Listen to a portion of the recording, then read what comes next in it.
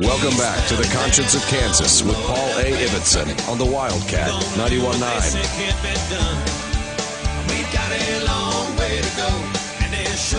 All right, ladies and gentlemen, welcome back to the Conscience of Kansas radio program. My name is Paul A. Ibbetson, and you're listening to the dynamic summer lineup of the program. And today, in the second half of the program, we have another very interesting guest to bring you in Marc Rudov. Marc Rudov is an internationally recognized author and radio and TV personality with expertise in women's and men's rights. Marc appears every Friday on Fox News Channel on Your World with Neil Cavuto and the O'Reilly Factor. Rudov says what men think but are too chicken to utter. His two books, The Man's No-Nonsense Guide to Women, How to Succeed in Romance on Planet Earth, and Under the Clitoral Hood, How to Crank Her Engine Without Cash, Booze, or Jumper Cable, are two dynamic books he has out right now. Marc Rudov would like to welcome you to the Conscience of Kansas radio program. Great to be here, Paul. Well, you know, it's our pleasure to have you on the program. I've been following your stuff for quite a while on Fox News, where you're just a, kind of a regular guest there, and listening to your dynamic commentary. Could you tell our Conscience of Kansas listeners a little bit about you and your two very interesting books? Certainly, and I certainly would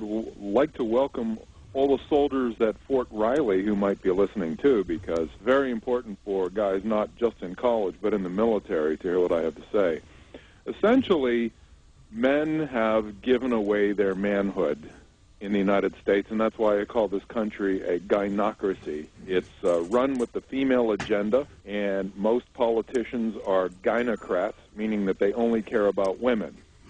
Okay. And an example of that is on Father's Day, Barack Obama made a speech where he castigated men for being irresponsible because of the number of fatherless homes in the country. But not once did he say anything about women. Women are part of the equation. Women get themselves pregnant, and a lot of women are getting pregnant just to get the cash, and he never said anything about that. And that's a problem. And the reason that politicians only care about women is because men don't make it known that it should be any other way. What I'm trying to do is teach men some very basic things. Men make two basic mistakes in this country, and I have T-shirts and coffee mugs because of it. The one thing they do wrong is that they recruit merchant marine, and that's M-A-U-R-E-E-N-S. A merchant marine is a woman who drops her anchor into your wallet with your consent. She's the entitled princess who expects to be wined and dined. Well, she can't be wined and dined unless the man goes along with it. And I wrote a book, the second book that you mentioned, Under the Clitoral Hood, which teaches men that women, contrary to what we're all taught as children, women are more sexual than we are. And we don't have to pay for it. We don't have to scheme for it. We don't have to kowtow for it.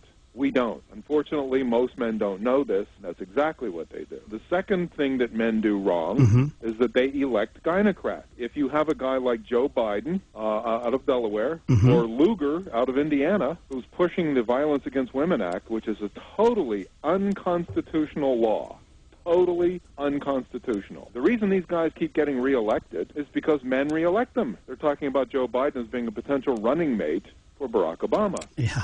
And we talk about all his foreign policy credentials, but nobody on TV ever says, by the way, did you know that Joe Biden is the biggest man-hater in the United States Senate? Well, how did he get in there, and how does he stay there? Because men keep voting. When you go out and you talk to men, you find out that most of them don't even care about themselves. Whenever there's a problem, they just go back to drinking beer, watching NASCAR, playing Xbox. They don't care. And so that's the problem. So men are recruiting merchant marines, and they are electing gynocrats, and that is allowing the women to take over the country. A lot of men want to blame the feminists for this, but men are doing it. Men are allowing it to happen. Men are just saying, I'm going to be an ostrich, I'm going to have my head in the sand, and I'm just going to pretend that all of this stuff that's happening isn't really happening when in fact it is. So what I'm all about is teaching men, and the reason I'm the no-nonsense man is I define nonsense as that double standard, where a woman is a capitalist at work. She loves it when the money's coming in. That's when she believes in equality. But when the money's going out, such as in a date,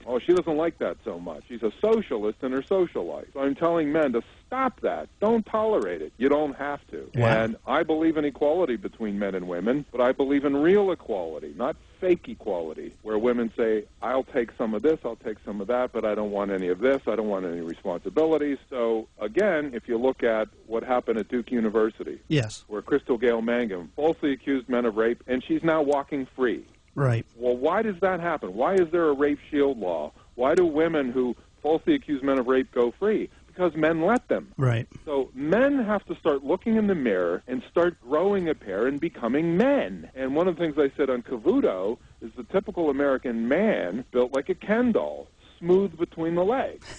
He doesn't have anything there. And it all comes down to tears, tantrums, and sex. He'll do anything to avoid her tears and tantrums and anything to get sex. And that is it in a nutless shell.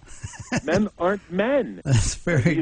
No matter what politician it is, how many politicians have stood up and said, there will not be another Crystal Gayle Mangum on my watch? Mm-hmm. You've never heard it. Right, right. How about when the girls up in Gloucester, Massachusetts, made a pact to get pregnant? Yeah.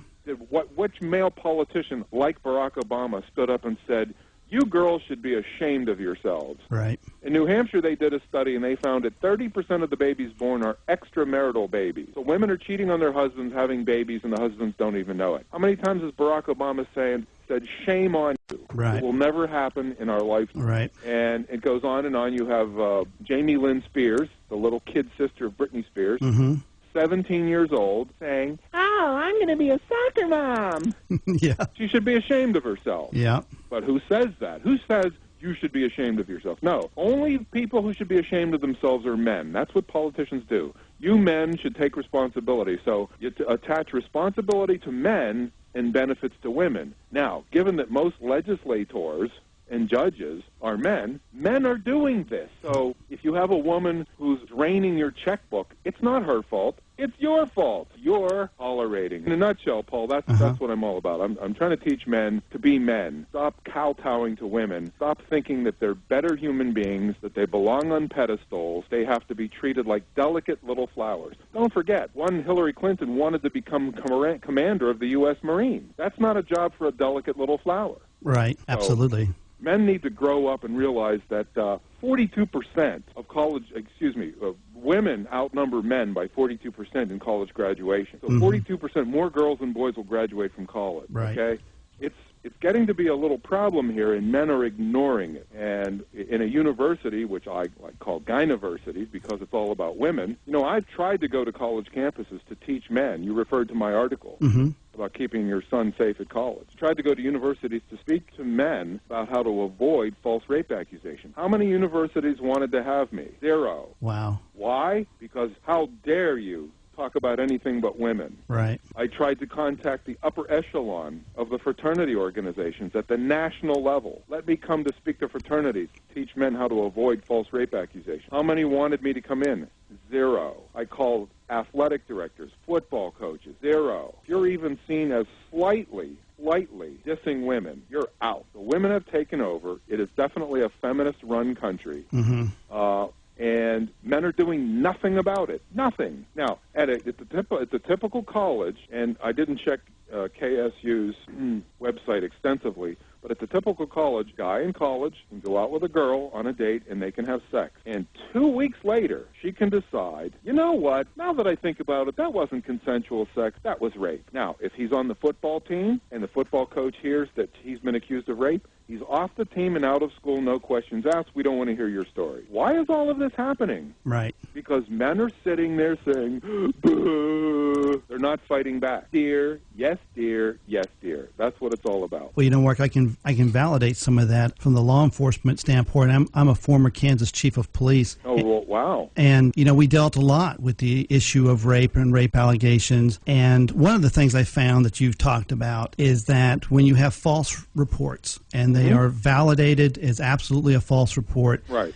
When our department, I would submit every one of those cases as charges against the first alleged victim for filing a false report. And we could never get district attorneys to go forward with those charges. Of course not. Do you think a district attorney wants to have his face in the paper as a misogynist? Yeah. Nope. He doesn't care about whether a man is treated justly. He cares about his image. Absolutely. And that's why a district attorney will hear every case, every rape allegation, because he doesn't want an article in the paper with his face named to it.